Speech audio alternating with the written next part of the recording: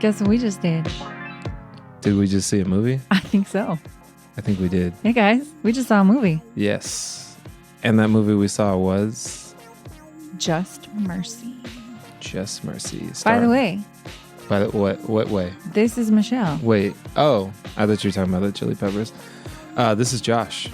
Yeah. Just introduce ourselves in case you haven't listened before. You don't know us. Maybe you don't care. You just want to hear what we say. This is a podcast about how we go to the movies and see movies and then talk about them and spoil them. So if you don't want them spoiled, don't watch them. But if you're a parent with a newborn, you probably will love this podcast. So for the next 5 years, you won't be watching anything. And we'll be your only way of knowing. To us. We'll tell you what happened. Yeah. And then when you go to dinner parties and things like that, who with a newborn had to go to dinner parties? No, but none of our friends do. So they're not going to dinner parties. But if they do end up in a conversation at a checkout line while buying formula at 2 a.m. and someone asks you, have you seen Just Mercy? You could say, yeah, I know about it. No, but I listen to this amazing podcast. There we go. Where they talk about it. Yes. And they advertise for us. Yes. And then you say, hey, look up this podcast called Hey, we just saw a movie. We just saw a podcast. We just saw a movie. And if you do that, check your mailbox. There will be mail in it, but not from us. No checks. No, because we got nothing. We got nothing. So, Just Mercy. Just Mercy. Where to begin? There's a lot to begin. Well, set it up for us. What is it about? So, Just Mercy is about lots of people, really. It's about death row. It's about the justice system. It's about Alabama. But what is what would you say it's about, the crux of it? It's totally about a ton of things. Right. The two lines. All right. So there's a gentleman on death row who is innocent of his crime, and the lawyer who comes to his aid to try and rectify this issue. And hilarity ensues. Right. Yes. No, there is no hilarity. There's a few funny moments, but no hilarity. Unjust hilarity ensues. Right.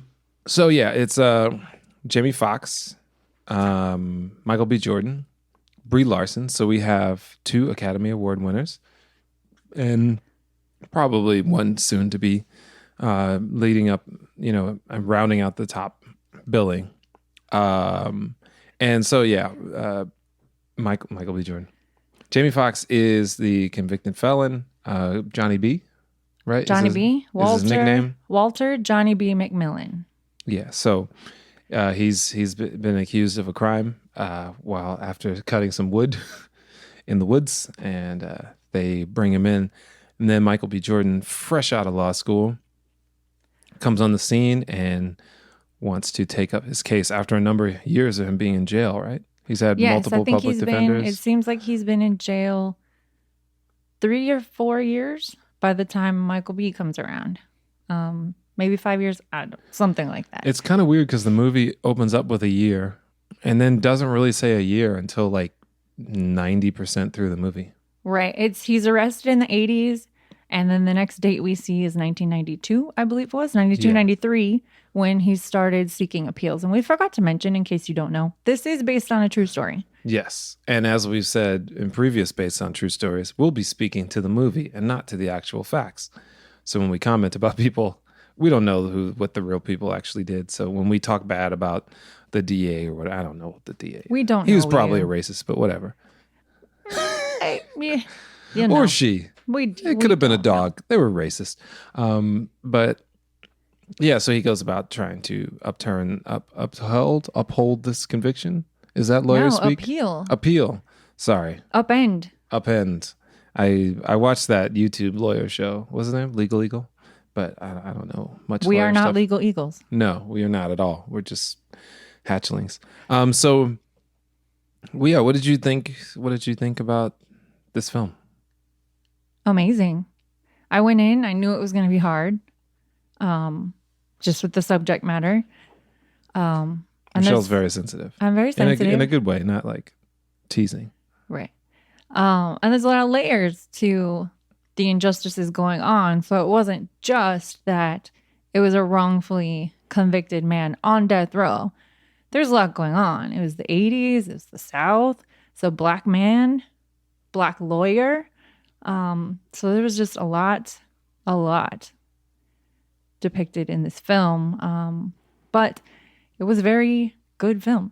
I think that a lot of people should see it. I like the message, basically, that I think it was portraying of you need mercy and it needs to be just. You need just mercy, you know? It's not that you just need mercy, it's that you need just mercy. So I didn't think about that. You know, these movies make me very sad and angry at some point. I wish that I was in the scene because I wanted to punch someone in the face so hard for what the character was going through. There's a scene that I'm not a violent person, but every now and again, there's a movie that if I were holding up a bucket of popcorn, I probably would have thrown it. If, you know, at least in my mind, I was throwing things at this character. So Michael B. has moved from Harvard to, where were they? Monroeville, Alabama? Something with Monroe in it. Anyhow, moved to Alabama specifically to start this equal justice initiative. Pretty sure that's what it was called. Yeah. And so he's going to the jail to meet up with some folks and get their stories and see who he can help. But before he's even allowed in to speak with any of the prisoners, the fella checking him in puts him through some things that was unnecessary. So by some things, you mean strip searching, making a lawyer be strip searched? Yes. Almost. He didn't clinch. He didn't make him do the clinch and cuff or cough. Clinch he and asked cough. him to. He asked him to, but then he stopped short of that. But even, you know, that's not something I've never heard of. It's like, hey, your lawyer has to strip down naked. No, that was not to talk right. to their client. Right. That was not right. So that was definitely a scene where I was in my chair just boiling, so angry at this guard that was telling him to do all this stuff. And yeah, it was just awful. And it makes me think like, yeah, this was a movie. This was a portrayal. I don't know if this specific thing happened to this specific lawyer or not, but I wouldn't doubt that it did happen to somebody. Right. And that makes me so mad. Yeah, it's kind of like you don't know what's going on. So I think the thing to me that this really did a good job at showing you was not, it didn't like glorify the criminal justice system. It didn't glorify jail. And it really pointed out some things that I think people don't think about in the black box that is the justice system. I would say most people listening to this podcast, most people in the United States have probably skipped more jury duties than people have like been in court. You know, it's just like nobody likes going to court. Nobody even likes the idea. And then if you've ever been there, well, I think one person I know was on somewhat of a serious case. But the thing is, you get to see everything from the courtroom. You don't ever go to a jail. You don't see how people are being treated, what's going on, who's being frisked, who's being taken advantage of. Like the show on HBO, I forgot what it's, something night. It's man, I can't remember. It's just off the top of my head. But there's a show on HBO talking about what this nice kid went through, being charged with this crime and being detained because he couldn't make bail, and how he was attacked by the guards and attacked by other people, and became, you know, he started doing harder drugs in a time that he was just sitting in Rikers Island waiting for a time to state his case. So, you know, I think the criminal justice system is really a black box that we all like to try to say what we know is right and what goes on and how people deserve this and deserve that, but you don't really know what is going on in that system and how things are being twisted. And you know, there's a lot of great people out there. I have family members that work in law enforcement in very different ways, but there's a lot of crazy people out there, and all you need is like one crazy person in a jail to really change someone's trajectory of life. Or one crazy person to put someone in jail to change someone's trajectory in life. So I think that spoke a lot about that thing. And then I think the biggest thing to me is how the relationships between the inmates was so strong, because they were trying to keep each other moving along. And usually when you watch films, like the thing that we're going to see in a film where someone's in jail, we're gonna hear drop the soap joke. We're gonna hear or see someone get raped. We're gonna see drug use. We're gonna see people pitted against each other and Right. hatred, We're gonna see hatred and all these and things. fights and factions and the Right. meatheads working out. Yeah, all nobody that. was Like, working out in any of these no one videos. was Nobody's working working out. out. There's no tattooed 5-foot bald Latino guy. There was no red-headed goatee Aryan race dude. None of that. And maybe that was there in that jail, but in that movie they focused on the relationships. Yeah, we saw of this those people. friendship of these three guys on death row together, trying to hold each other up Yeah. and get through it. And talking about the cast for a second, who is this guy that played Herbert Richardson? So Herbert Richardson's character was played by Rob Morgan, which the whole time I was watching the movie, I was thinking, I know this guy, but I don't know where I know this guy from. But I think that he was phenomenal. Like if this movie was able to be a part of the 2020 Oscars or any Oscars, it should be a part of some Oscars. And this guy should definitely get a nomination for Best Supporting Actor. I thought he was incredible. He definitely, he had some of the hardest scenes of this movie, and that just broke me. And it was very difficult, but he did a phenomenal job. Like I really felt I was there with him. Right. Going through this. Yeah, and so this character, he was a Vietnam vet who had experienced PTSD and had a couple of, or he had a mental problem, I don't know.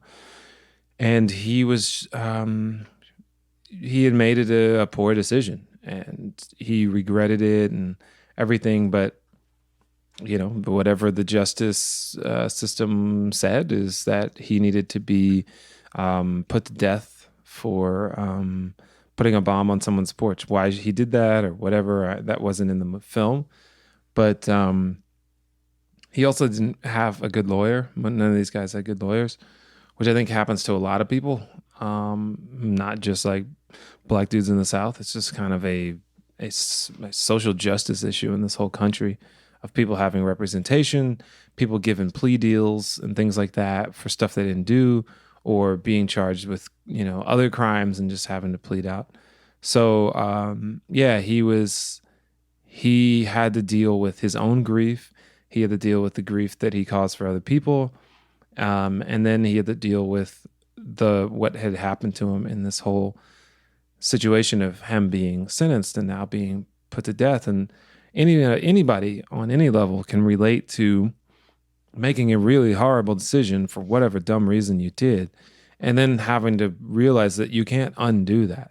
Like I know there's things in my life that I've done, and especially like once I realized it, or when I got caught and I realized it, however it came about, I was just like, oh my goodness, I can't believe I did that. And why would I do that? And like, I don't even know what was the point of that, but it's like, you can't undo it. And, he did the crime. So, at least in this movie, it says he did the crime. But of the three characters, he was the only one. Of the three characters we followed on death row, he was the one who actually did the thing they said. Yeah. And he did kill someone. I'm reading the actual story now, and it says that he he had all these psychiatric issues after coming home from war. He had dated a girl and they broke up, and he had wanted to try and win her back. So his plan was to place this bomb on the porch and detonate it, but then come to her rescue. He did not want to kill anyone. He didn't want to hurt anybody. No. It was picked up. The box was picked up and shook and exploded and killed the girl. And so in the movie, we saw him wrestling with that when his execution date is set. And he's wrestling with the fact that, he thinks he deserves it. He thinks he should die, but he's also very scared and trying to come to terms with that it's going to happen, and he knows when it's going to happen, and that's heartbreaking. And what did Jamie Foxx say? His character said something about you didn't mean to kill this girl, and that doesn't give them the right to kill you back. Yeah. Like, how do you sit there with the knowledge that you're about to die? Like, in 12 hours, that's it. The lights are going to go out. You're done. This is over and out. And how he portrayed that, obviously, I've not been through this, right? I would have no idea what that's like, but I felt like it just felt like a real moment that guy was having, which is why this is one of the scene that sticks in me. That's why that's going to stick with me so hard, is because that seemed like, yeah, you're going to freak out. Like, you're going to not be able to breathe. How do you even not crawl out of your skin? Like, I don't know how you process that. I have anxiety, and having a panic attack and having an anxiety attack, like that would be like level 3,000 in anxiety land. And I just have small anxiety attacks, and I can barely sit with it and sit still. And it's terrible. And I almost got one watching this movie. It was because I know somebody sat in their cell and had to go through that. Many somebodies, but specifically there was a name to this man. This was a real man. Right. Who really sat there and dealt with this. And like, movies like this are so much harder for me to watch than any horror movie. I don't particularly like horror movies like Saw and like those kinds of things. They're a little bit harder for me to watch, but this is harder emotionally to get through than watching fake people be dismembered. Yeah. Is to watch real people be portrayed in these kinds of situations. So anyway, I'm obsessed with this actor now, and obsessed with this scene. It was hard to watch, and sad to watch, and scary to watch, but it seemed like a real. Usually in these movies, it's like, oh, what do you want to eat? You know, like, what's your last meal? And they're joking with the guards, and like, yeah. Oh man, it's I know I'm going to a better place, right? And it'll be okay, right? Maybe there's dudes that go out like that.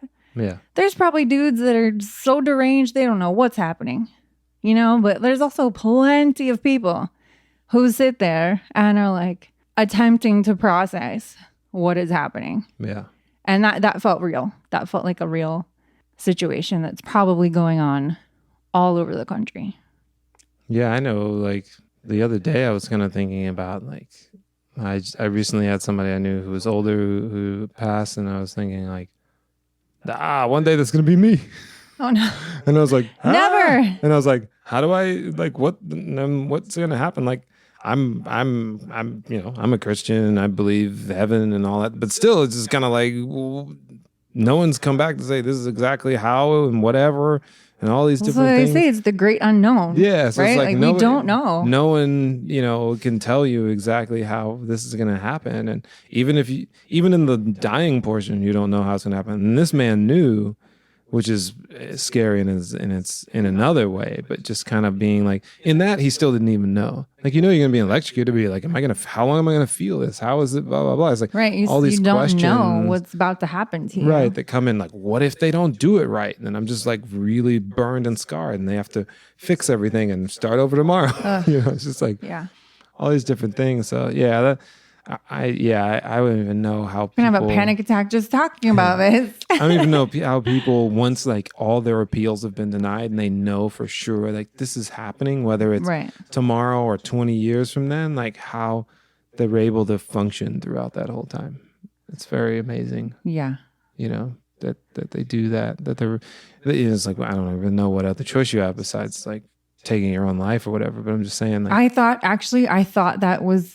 I think that for a split second. That might be where that was going, his story. I thought that's how that might end up. And then for a split second, I thought, is that the better way to go? I mean, I don't... Right. You at least got control of some sort. Yeah. Nothing's a good option in this situation. So the third guy was played by... Ice Cube's son. Yeah. It took me a second for me to realize it was him, because all those shots, we just watched the video on it.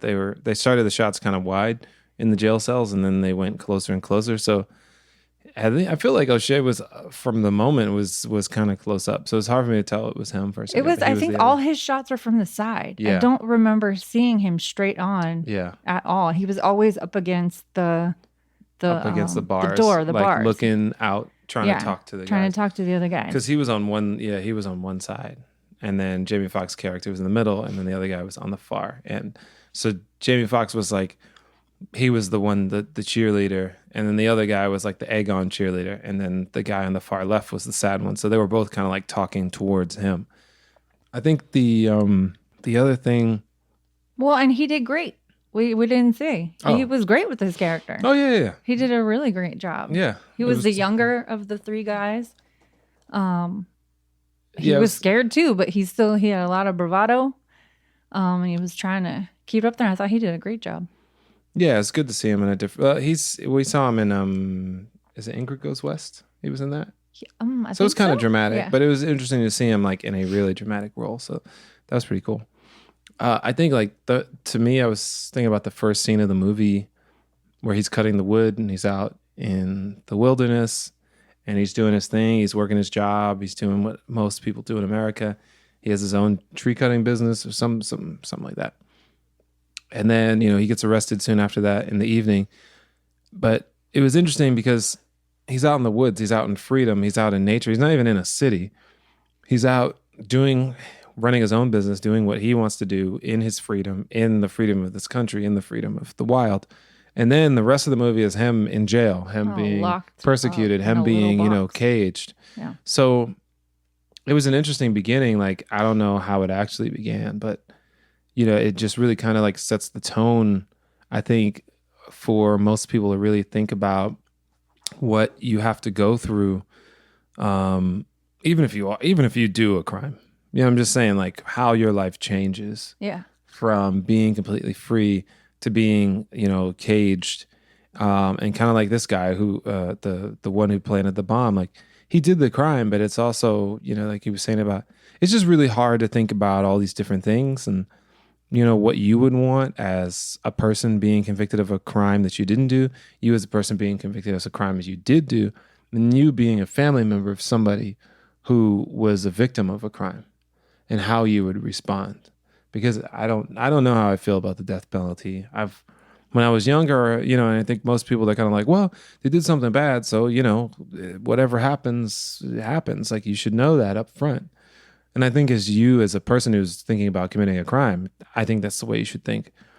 But as a human being, it's really hard for me to really reconcile, or to really, it's hard for me to wrestle with that idea of just being like, well, you get what you get. Because I think about, like I said, any dumb thing I've ever done in my life, and then being like, why did I do that? Whether someone caught me or I just thought of it on my own.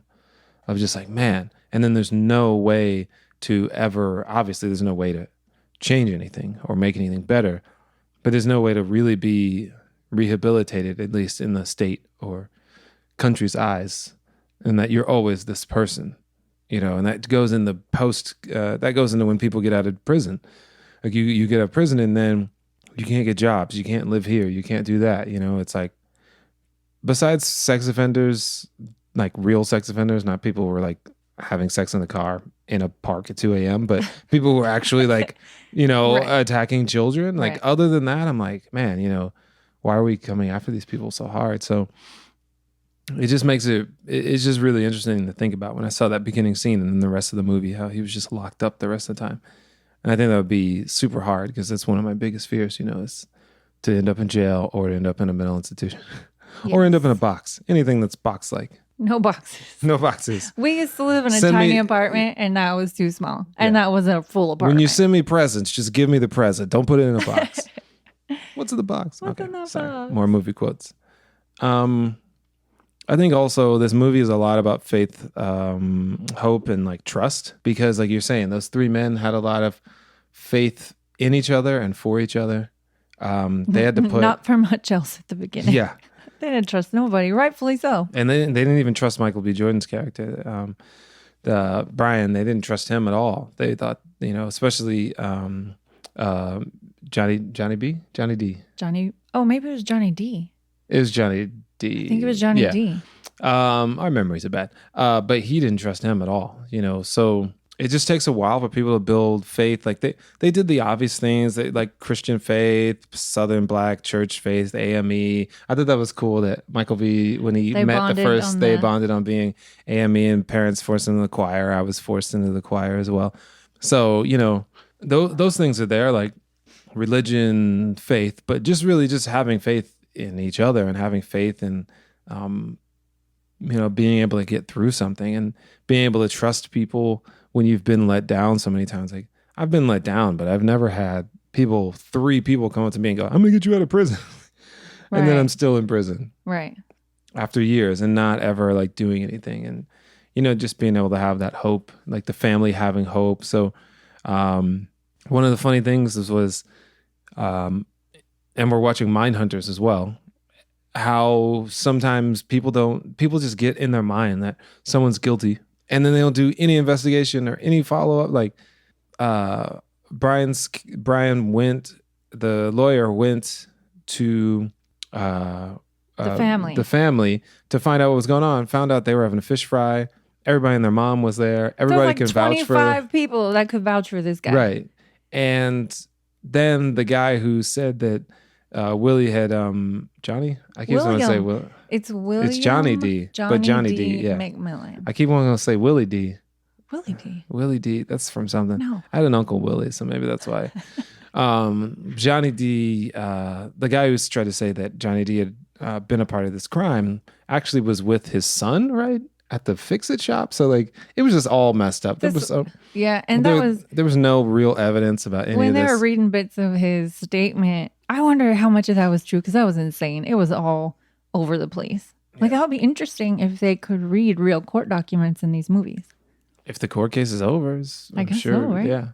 Well, that would be very interesting, because, man, you can't write something that nuts. Like that can only just come from somebody making up things as they go along. Right. And I think that makes me think also about, it's just people really just, it's weird because a lot of movies with police and this type of thing kind of go down that road, and it happens where you don't want to believe anything else. And also, like the DA was saying, you're fighting for the constituency and your vote and the perception and all this stuff. So it's never just about. It's never about justice. Or the case, yeah. Or the case, yeah. It's not about justice. It's about it's always about making people feel comfortable. If people are comfortable, everything's fine. If people are uncomfortable, it doesn't even matter if it's right or wrong.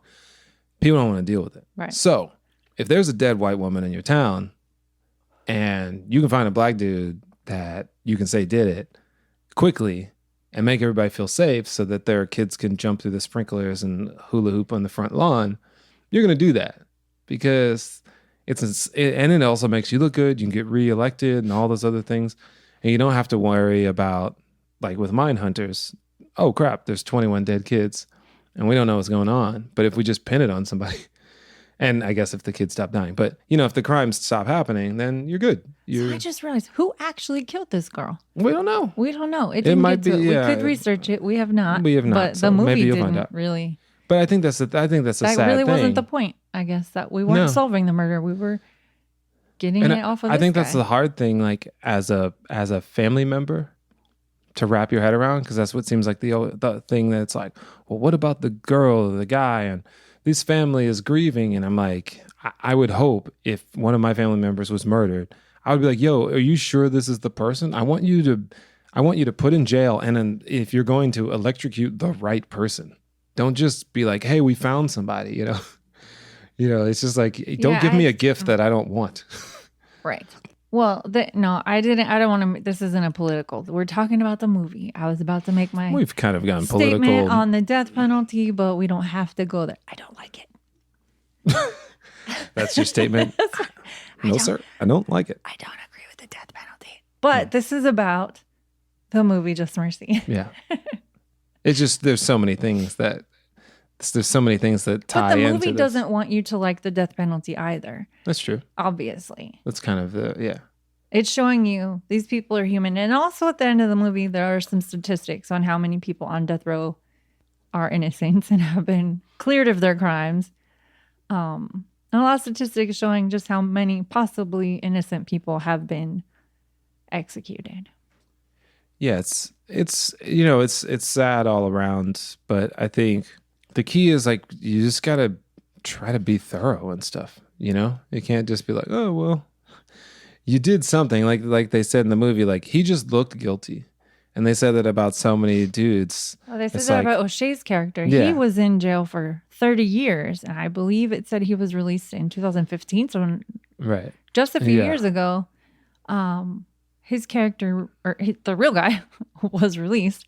And was it the judge or the prosecutor? The prosecutor yeah, said he knew he did it just based on his mugshot. right. He said he looked like he had done And it. that's something that they say in the film is like these black people that you see standing right here. You look at them and you just see guilt before anything even happens. And I think that's an obviously bigger discussion than this movie, but it's something to say. It's just like how this country views African American people, how it views Mexican people, how it views all different types of people, to where if you have Tad with his hat backwards and says like, "Hey, we were just having fun," he can just kind of like walk away, or he might have the ability to have his dad come up or whatever, or he could be just as poor as the black dude, but just because he doesn't quote unquote look guilty, it's like, well, he's a good kid, he just was probably messing around, or I bet you had nothing to do with it, and then you just take people's word for Good it. old boys. Yeah, and so it's something that still exists, obviously, but it's just really sad. And one of the reasons why I've only been to Alabama to go to the bathroom, and I just keep on moving. Mississippi, Alabama, I just go to the bathroom, try to get back in that car as soon as possible, because yeah, that's kind of insane. If you don't know, some people like to judge the way I talk and don't know I'm an African American male. Yeah. They'll be like, "Yeah, what? I thought you were blah, blah, blah, blah, blah." So, but as I say before, and edit this if you want, people in your mind, when someone says the word "get that nigger in the room," they're talking to me. They're not talking to the guy who sounds black who is white. They're talking about me. So no matter how I or other black people may talk, it doesn't matter when we're talking about your look. And that goes back to what what they were saying about people saying like you look guilty and blah blah blah.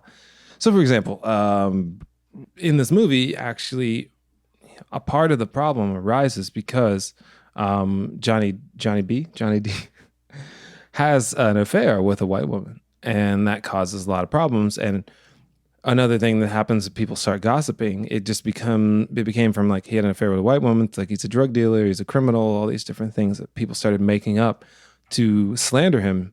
I think under any situation, it's not great to cheat on your wife, but also because he was a black guy, it's kind of, was frowned upon. But, that kind of like was a catalyst to all of this stuff.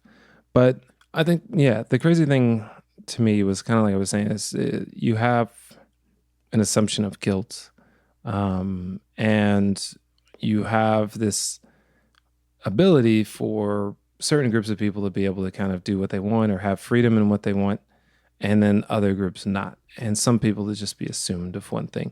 So, I always try to tell people, that don't understand privilege in any situation. But, I'm privileged and I'm a middle class African American dude, multi-generation.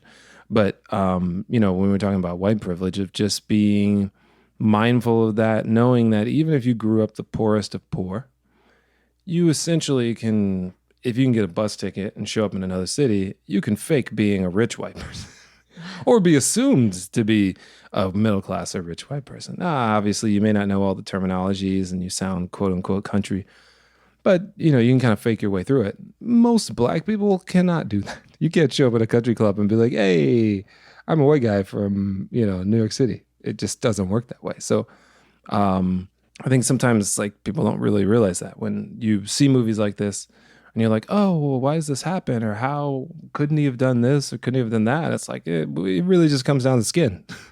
Like you just like, there's no way around it. Like if it was a white lawyer seeing him, I don't think that strip search would have happened. No. I don't think he would have been pulled. He might have been pulled over. There was I think the Freedom Riders that were murdered, white and black people that were murdered. But, there's a little bit of quote unquote respect given. But, those are types of things that don't happen to white people from white people.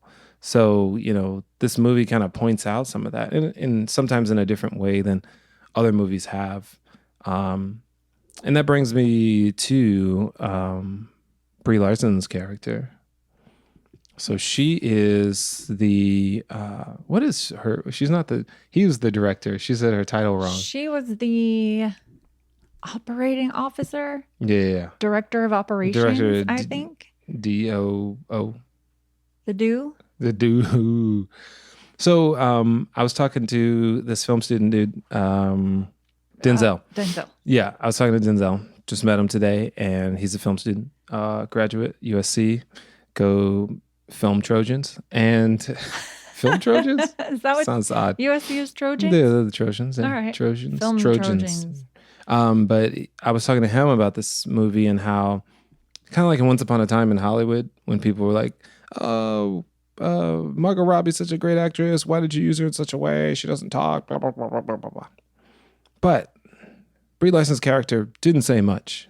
No. But when she talked, she was very direct, very powerful. She cursed in every single, it's not sentence, but every single time that she spoke. She was she propped up Michael B. Jordan and inspired him. She gave him a place to stay with her husband for the first couple of days, which is brave in and of itself in the time and what they're trying to do. And the way people like to start rumors. But she did that. And she helped him in different ways. Her husband helped. So just because she didn't say a lot doesn't mean that she didn't do a lot in the film. And I think it was something I was thinking about today and I was talking to him about is like most people, as if you're listening to this podcast, literally listening, so you can hear. You can hear. Right. So people who cannot hear have to take all sorts of other cues to be able to communicate and understand communication. And speaking and hearing is not the only form of communication. And what they did with her character, when she spoke with strength and passion and purpose. And like I was saying, she cursed at least every time that she spoke. That let me know that she was a fiery woman that had a very strong opinion and wasn't going to be swayed by anything. And in the 80s and in the South, I didn't know a lot of, kids, but adults that would, use that kind of language in the South. So. All right. She was not lady, a little lady in the kitchen. She wasn't going to take. You did not want to mess with her. Right.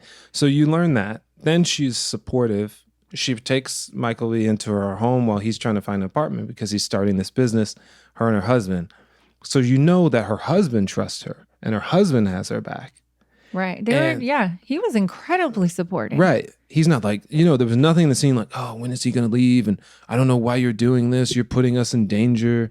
He's just like, from those just actions and the way that she looked and the way that they set up her character and her family, you knew who she was about without having to have her say a bunch of fancy words and have these, long dialogue scenes. It was just a perfect way of showing a way that you can use a character without just have them yammering all the time.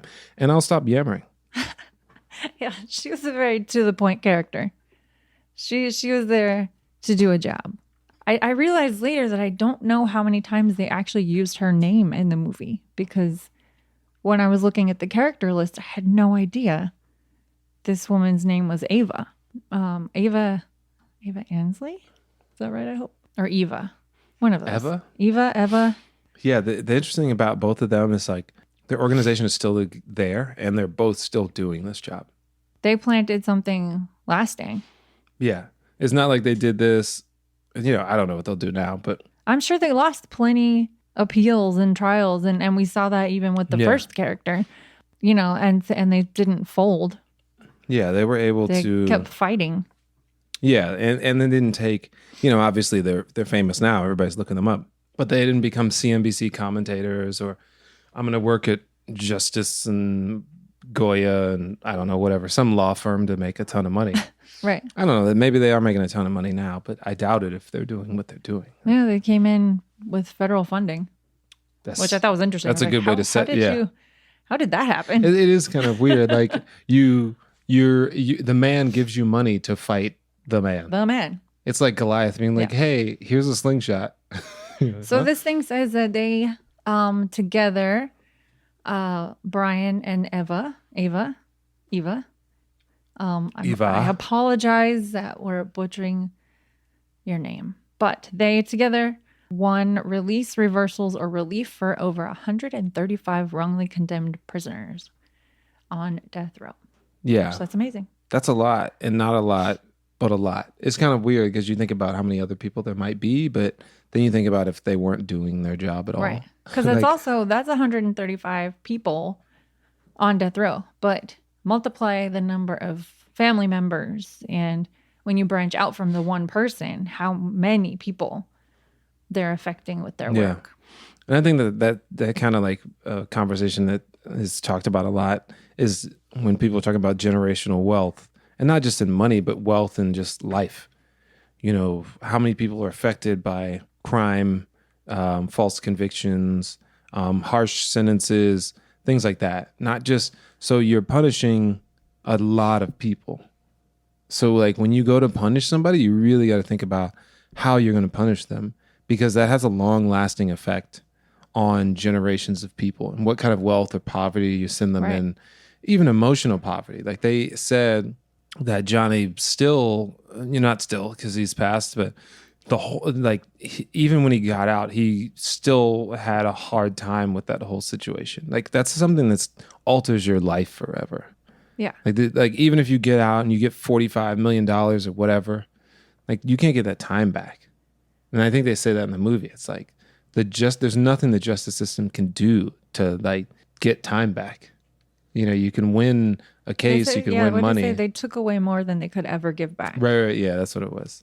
And so, it's like when your dad is gone 10 years, and Jamie Foxx spoke about this with his dad being in prison, when your dad's gone 10, 12, 15, 20 years, that changes everything for you. And that changes how you perceive the world. And so I think this movie just makes me think about how we go about justice and how we need to be very thorough in the way that we do it. And we need to talk about how justice is treated amongst different groups of people, whether you're poor or you're Black or Latino or you're from another country, how we're treating people, because, to be, honest with the thing that's happening in the news is there's people right now that we're going to be turning into criminals and terrorists whose parents they will never see again because they've been separated or they've been locked up like animals. And most people, they're either going to be not horrible, but some people are going to push through. But some of these people are going to be really bad members of society, not because of their own fault. And even in the slightest of just being a person who's just not able to socialize with people, like that's a pretty bad thing. It's going to have some sort of effect. To a person that could murder somebody, to a person that could start some sort of movement that's not really just good for humanity in general, but that's all set up by the justice system. So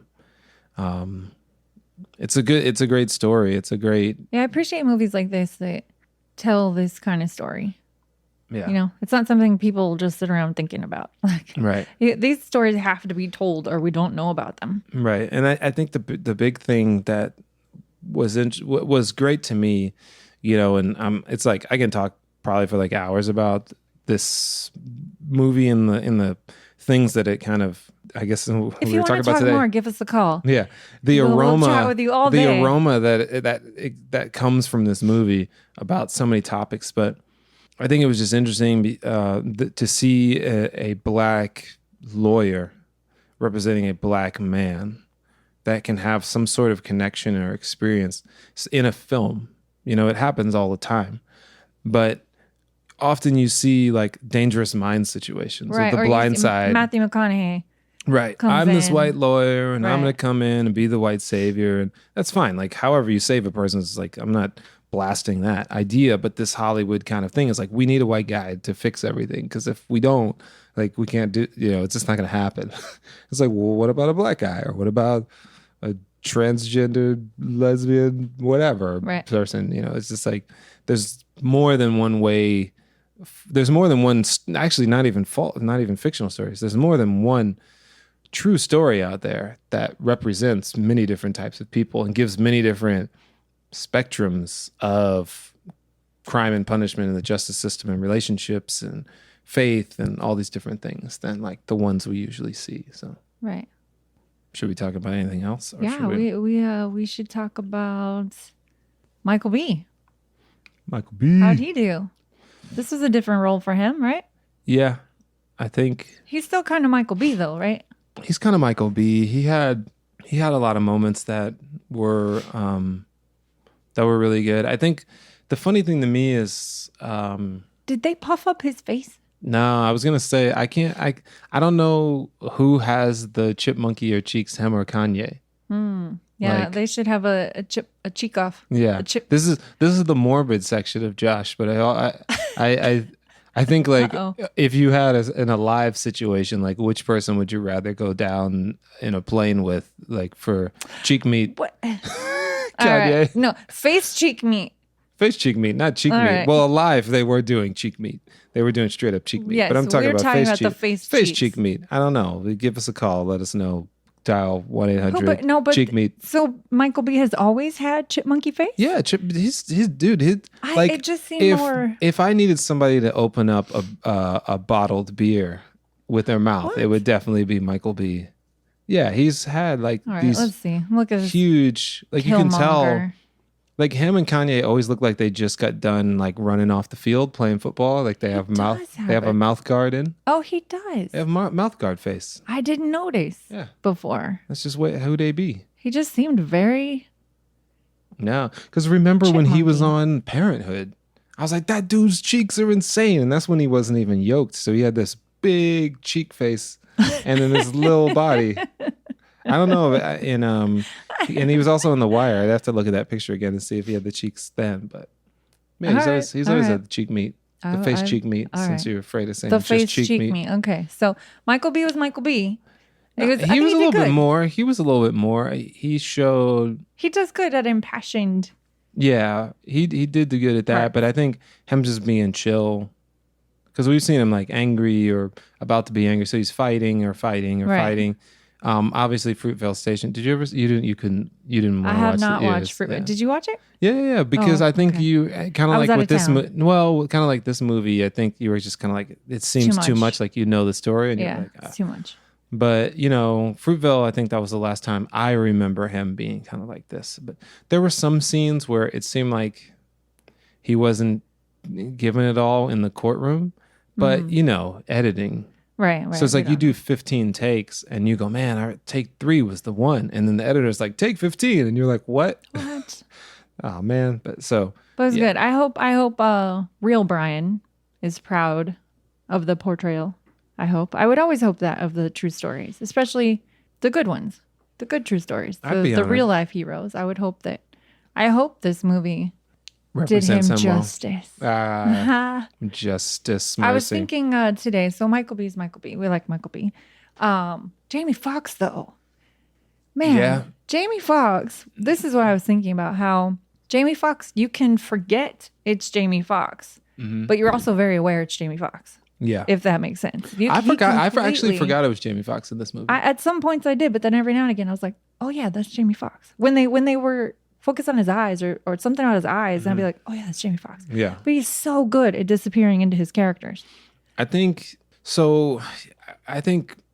comedians are some of the best actors around, like ones who are really like deep in it. Who else? Jim Carrey, Robin Williams. I think playing drama, Adam Sandler is amazing. Mm-hmm. Like we saw Uncut Gems. We haven't talked about that, but these if you have to get people to like you, it's easy once you got to do something else. It's like you're trying. That's what you're doing in acting. But if you have to do it with laughs, like all you can do is get people to like you through laughs.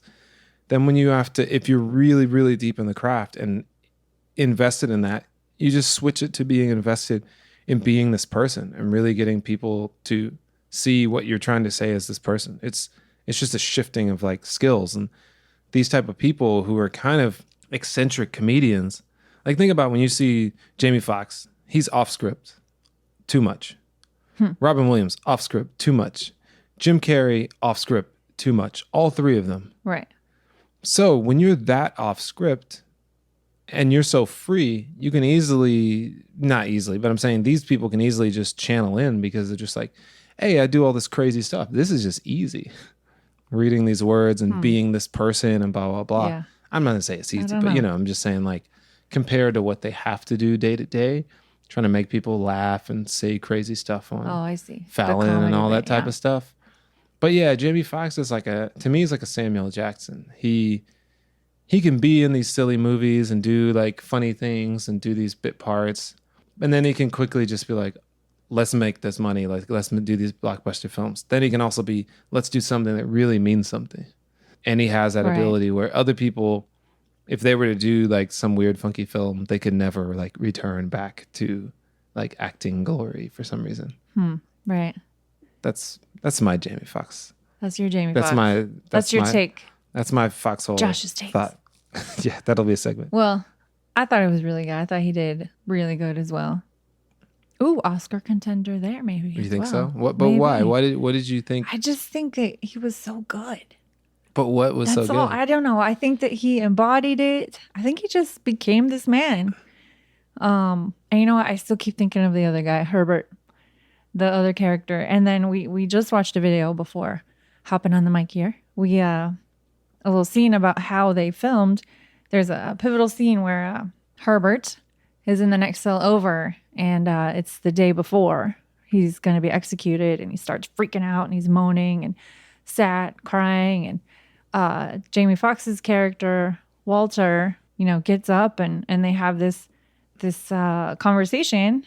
They can't see each other. They're talking through the cells, and they were talking about how they filmed it and how they put a camera on each guy and filmed them simultaneously. So they didn't have to. I feel like that probably brought a lot more to that scene. Like it was just they were able to really embody this conversation and really get into what these guys may have been going through and really just sit in it and react and be in that moment together. So I thought that was a really insightful way to shoot that. And a really, I don't know, that's going to be the scene that sticks in my head. Like when I think of this movie, that's going to be the one. Yeah, I think all those jail scenes are kind of the ones that will be the everlasting in the relationship they build. I think the execution scene was pretty insane. Oof. Because, they're all cheering for Herb, like, we're with you, Herb, we're with you, Herb. And so I think you just see kind of what that does to a person or does to a community, like taking someone's life. Whether it's for good reason or not, just how that affects other people. Like I was saying, because he said he was scared and he just wished he didn't have to go through this alone. And the guys told him, "You're not alone. We're with you." Yeah. And apparently they could all hear. I guess the execution room was like at the end of the hall. Yeah, but sort of. And they all knew he was down there, and so they all started banging their cups on the bars because they knew he would be able to hear them. So they're all kind of signifying that you're not alone and we're with you, buddy. But the thing about jails, like they're nowhere even close to soundproof. So if you've got 50 to hundreds of people clanging and making noise, like we were in Alcatraz. That thing was the most noisiest place I've ever been in. Yeah. It was like if you took Grand Central Terminal and just like shrunk it down, but the same amount of noise. It's just bouncing sounds off of everywhere. So, that was really crazy to see and like how it affected other people. And I think that's another thing. It's like before you say your thoughts on the death penalty and whatever you say afterwards, you should go see someone get electrocuted or someone get injected and sentenced to death. You should see someone shot, all those things before you go like, oh yeah, I'm totally for it. That's what I was going to say about the character in the beginning. The guy I wanted to kick in the face, the guard that did the strip search on the lawyer. We see him throughout the movie. He interacts with our guys, our three main guys, the whole movie.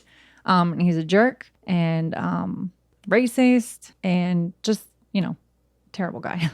But we do see later that he goes through something. He's a little bit transformed when, I'm not going to say a whole lot, but we do see a spark of transformation when he witnesses. He helps strap in the guy into the electric chair, which I was really surprised that they used an actual electric chair in 1980, whatever it was, because that seems so barbaric. That surprised me. But he helped strap this guy in, and then he was on the other side of the glass.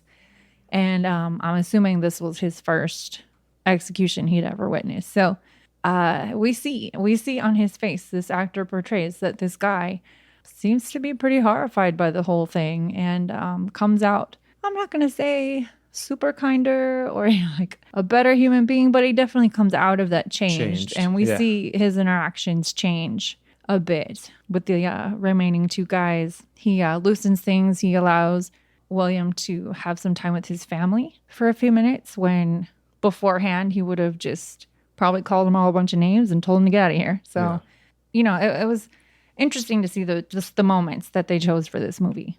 That was a moment we got to see. I think that kind of goes back to the whole like faith, hope, and just thing is like that gave you a little glimmer into change and like how people can change, how people can at least sympathize with people and just be able to know like, oh man, this is a guy, like this guy just died, or this guy is just trying to help this other guy. This lady is the husband of this guy and she's just trying to make it through. I don't know for sure if they're guilty or not, whatever, he's thinking, but just treating people with just basic human dignity.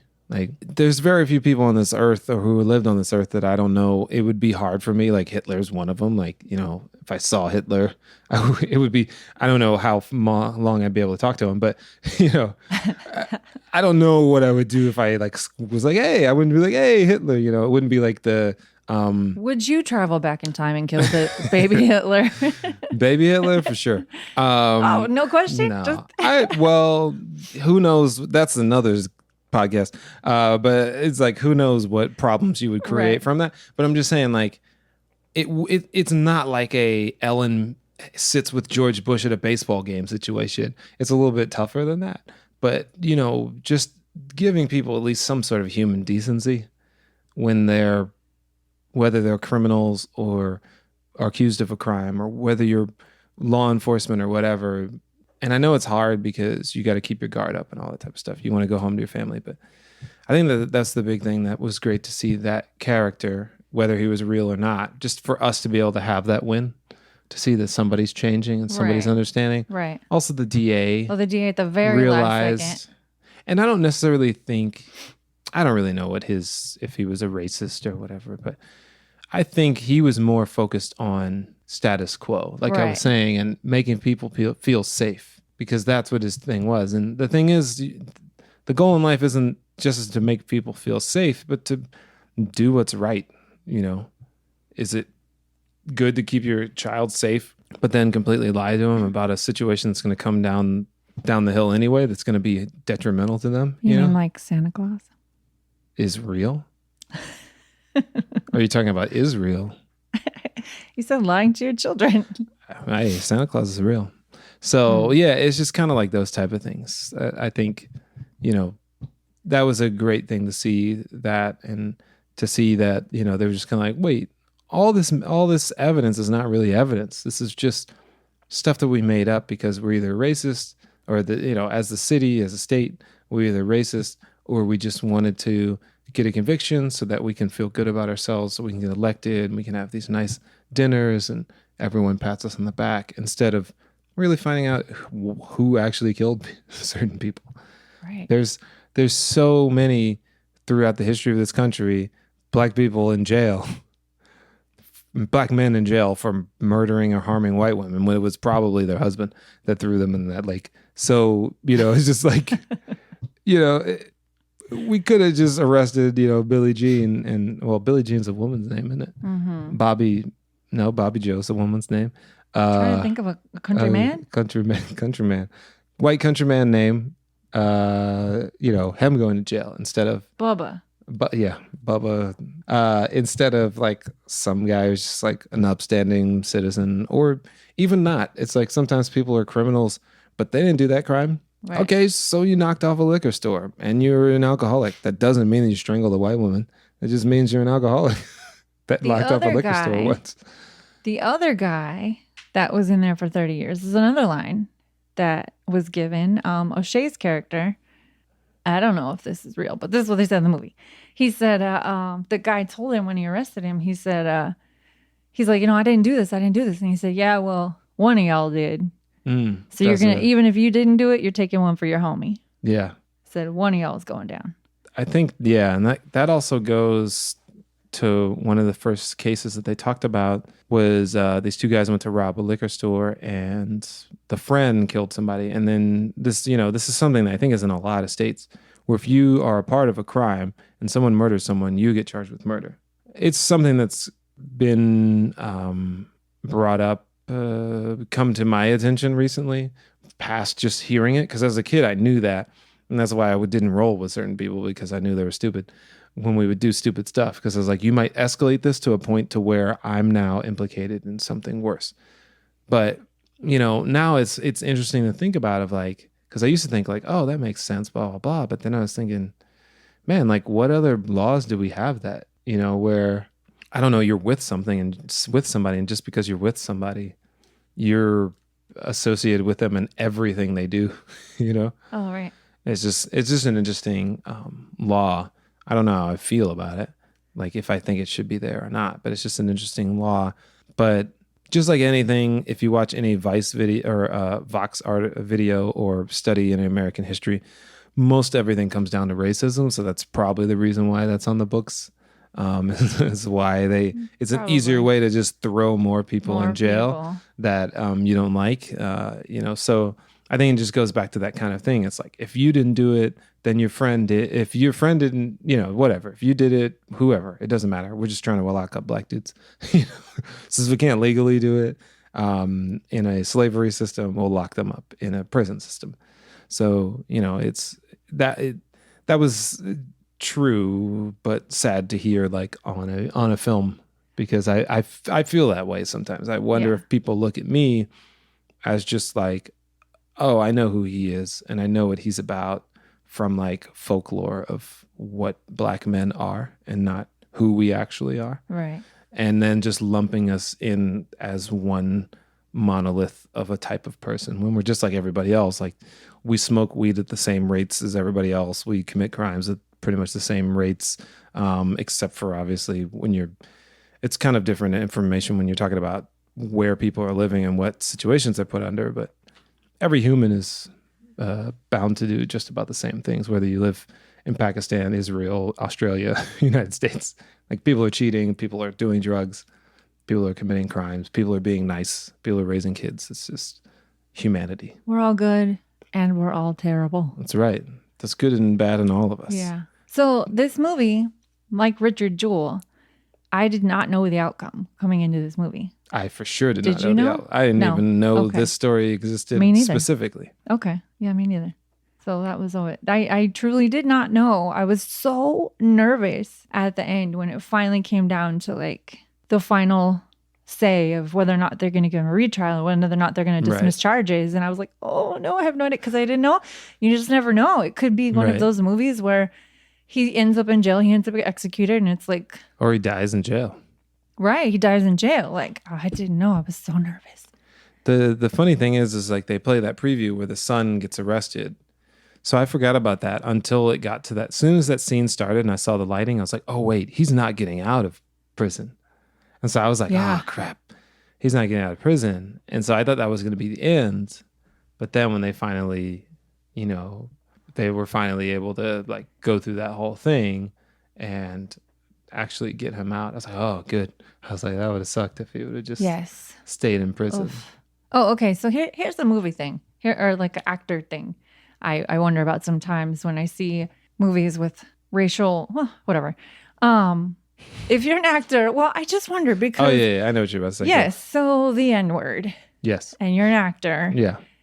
And that's in your script because that is very much a part of your character. Right. Oh, Like, what do I you? wouldn't. I don't know. I feel like I would get there and be like, I don't know that I'd be able to say it.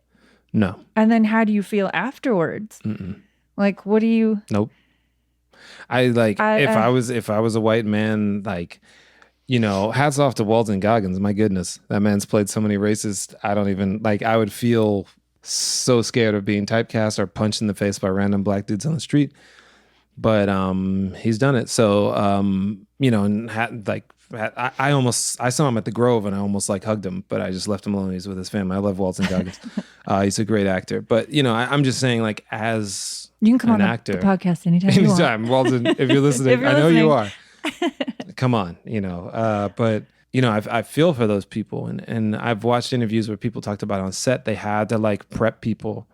I think it was Spike Lee. He told people, like, look, man, this gets said all the time. This is something that's a reality. So let's not try to act like, you know, blah, blah, blah. Like, we're here to do a thing and you need to do that thing. Do not let up in the scene. But he's like, you know, it's obviously very emotional. So I think you have to be mindful of that.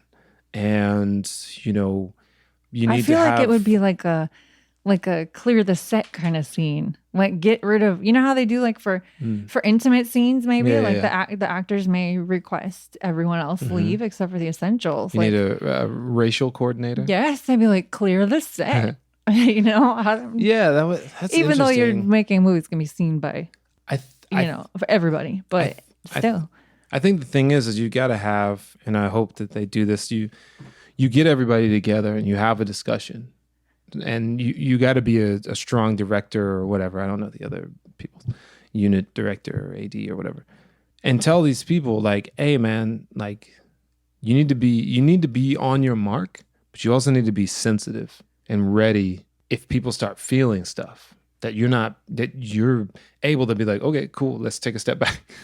Because some people might start feeling stuff, and then afterwards you need to kind of like, I don't know, not debrief, but kind of like a decompression. Yeah. Like you gotta on set have some sort of decompression. I don't know if that's a joke or whatever, but I hope they do that type of stuff because, man, just coming and being like, okay, good, that's a wrap, you know, and it's just like you did this scene where you're just like bludgeoning this dude halfway to death and saying N-word over and over again. Their face is all battered and bruised. Right. And you're like, all right, lunch, you know.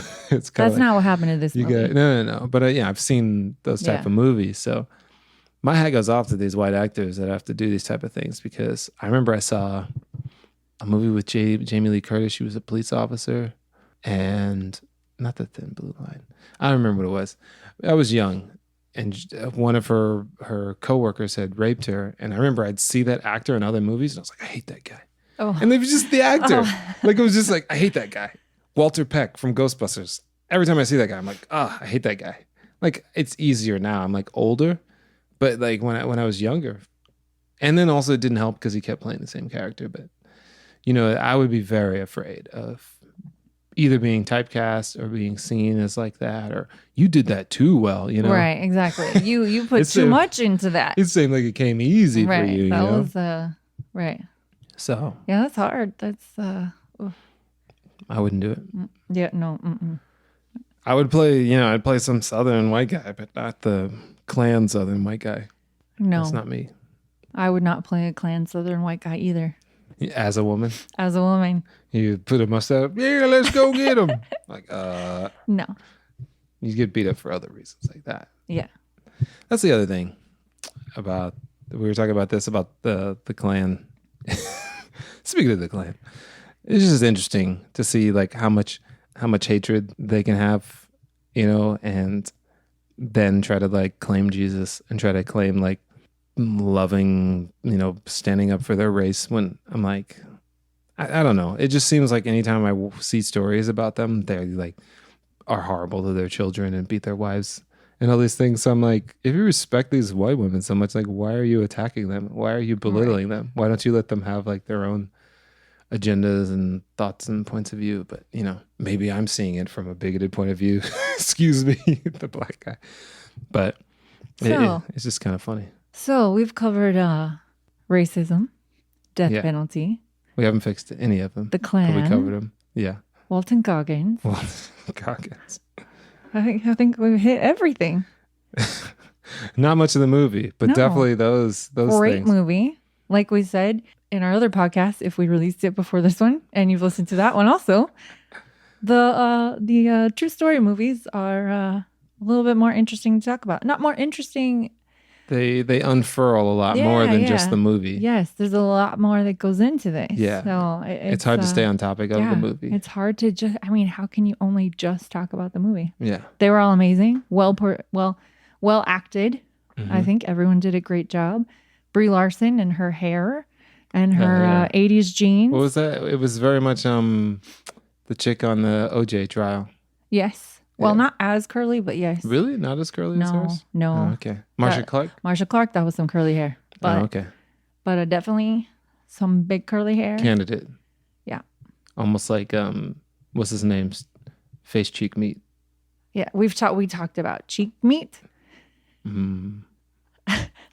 I just thought about that with David Chang when I think it was David Chang, Ugly Delicious, and they give the cheek meat. Oh no, that was the other guy. I don't remember, the short, heavyset, bald guy. They said like the cheek meat in Morocco is like the thing you give to a visitor or a guest. Oh, that's the choice. It's the choice meat. So no, I want cheek meat. No, sorry. Not Michael B. Jordan cheek meat. No, or Kanye's. Or Kanye. You guys are safe. Yeah, for now. We're not coming for your cheeks. Once the apocalypse comes, we'll see. I'm gonna fly to Wyoming and then take one of those giant ATVs. Michael B might be closer if he lives in LA. Maybe. Oh, one last thing. We won't hurt your boy, Janera. Our niece is in love with Michael B. Michael B, you're invited on the podcast anytime. One thing I was thinking about is like, as we're trying to close out, but we keep not. The problem with having to try to stay alive and out of jail, but also trying to protect yourself.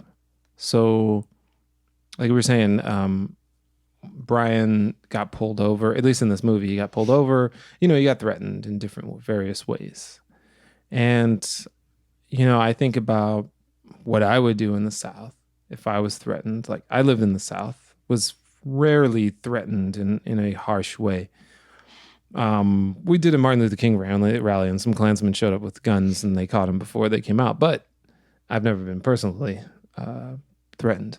Never had a gun to your head. Yeah, but to my head. I almost had a gun pulled on me, but I had to be honest, I had a pellet gun and they thought it was a real gun. So, but to be in a situation where you want to protect yourself, but you can't protect yourself because, as we know, an unarmed black man is quote unquote dangerous. And then an armed black man is even twice as dangerous. So if someone's trying to threaten your life and then you buy a gun, then that makes you look even more threatening.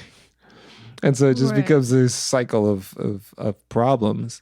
And so, you know, it's just a weird thing that happens within the justice system where people are put in situations where they want to protect themselves, but they are also not trusted. So then they are not allowed to have firearms. So then having firearms subsequently lands them in jail or murdered. And so it's just like this weird vicious cycle. And so it always reminds me of the MF Doom potholders quote that says, "Some say the price of holding heat is too high. Either you're in a coffin or you're the new guy." And so it's like in that situation, like he could have got a gun to protect himself, but then he would be more threatening. And depending on what the laws are in that area, it could be illegal for him to carry a firearm. So it's just a weird situation when you have people wanting to kill you and they have all the power or possibly kill you or threaten you. And you have no power to really do anything about it because they make the rules. I want to know what Brian's mama was up to. There's a whole scene where she says, "I'm proud of you, but I'm scared." Basically, she says, "I'm proud of you, but I'm scared for you. Why are you going to this place? Yeah, that is going to be so dangerous for you." And she wasn't wrong. Nope. He got out alive, or he's still there. Yeah. I don't know where he is now, but I think he's still there. I think they're still doing that. But his mom, I wondered that throughout the movie, like how often he was talking to his mom. Oh, right, because she wasn't brought up again. Right, yeah, we didn't see her again. So I was like, oh, is he calling her every week or like giving her, like, did he call her after he got pulled over and a gun shoved in his, like, I would, right? You would? Well, you'd call you go through something. He seemed like he might want to call his mom. That sounds like a worry party. You think if something happened to you, would you call your mom? I think I would give my mom like the heads up at least. I don't know. I would have to be in that situation, but I would at least be like, hey, it's really tough here. These cops kind of crazy. So, That's true. if anything weird happens, like do not. This is probably even more troubling, but I feel like detail makes it even worse. But I would just be like, hey, if anything happens, like get down here as soon as possible and do not let them like cremate me or right. Just like it was foul play. Right. I think that's something I think most people should say if they ever are threatened or whatever. Oh, right. Like let people know like, hey, if I end up in a weird car accident. Maybe he called his mom, but he just didn't tell her why. Yeah, maybe. He just wanted to talk to her. Yeah, he could have told her why or give her a cryptic kind of message. But I think being like, hey mom, I just want to let you know this has been crazy. Like they put a gun to the back of my head. That would That's freak. True. That's true. That would freak her out. Like those details would freak the person out, Yeah. But that must have been hard for her. Yeah. That would be interesting. Something to look into. All right. But yeah, Just Mercy. Just Mercy. Just Cause is another movie. Is it Just Cause? Yeah, that's what I'm saying. Yeah. It's another like. I don't know what it is. Is it another courtroom movie? Or is that movie? a game? I just put Just Case. Just Case. Just Cause. I'm like, is that a video game? Oh, adaptation thriller. Sean 1995. Connery. Back in the day, video hits. Lured into defending a death row inmate. Yeah, I knew it was some sort of similar thing. Blair Underwood. See? White savior. Right. Yeah. This one wasn't McConaughey. This was there's a cajillion of these movies. Right. But yeah. Just Mercy. Go see it. It's a very powerful film. Don't be afraid of it, please. Yeah, don't be afraid. There's so many people. We told you a lot of it, so maybe you've already seen it, but yeah. I will say generally most of the Caucasian people I meet, when there's something about black issues or black people and it's not like choirs and robes, that's most of the time people are like, it's gonna like, if it's not like a gospel choir, it's like, oh no, this is gonna be heavy. And it's like, hey man, it's heavy. This is a part of history. Yeah. Like you'll go and watch war films and whatnot. Like this is another tough thing about the history of the United States and America. Look, this movie was good. It was hard to watch, a lot of it, but I don't regret seeing it, and I think it's important for people to see stories like this. Yeah, and to keep telling stories like this. Yep, be an orator. So, with that, we'll see you on the next one. We'll see you on the next one, which might be. I don't know what's coming next. Well, we watched the second movie. Oh, Underwater. Yeah. 1917's coming up. Yep, we're on our way to go see 1917. So we got to run, but hopefully this is giving you some thoughts, and we'd like to know your thoughts. So if we have a comment, email us, or if we have a comment section, do we have? It'll be in the notes. Yeah. Find us on Instagram. We have one of those now. We have one. I'll add it later, I guess. What is our Instagram? Wait, you already know our Instagram. It's Hey, we just saw a movie. Oh, it is? We got it? We got it. All right, cool. Hey, we just saw a movie. We're still putting this together, guys. Like, you're going to be like, why are they yammering about the stuff? It's early stages. We're wobbling like a little baby. Hey, we're not Mark Maron. Yeah, we're just wobbling with our baby feet. Right. And we look like Deadpool right now with the baby feet, but the human body. That's how we are. So with that, hopefully you'll keep listening and all that good stuff. Let us know what you think on Instagram and in the comments of whatever we wherever you listen to in this. The notes. Yeah. It's 5 stars, 25 stars, all that good stuff. Bye. Bye.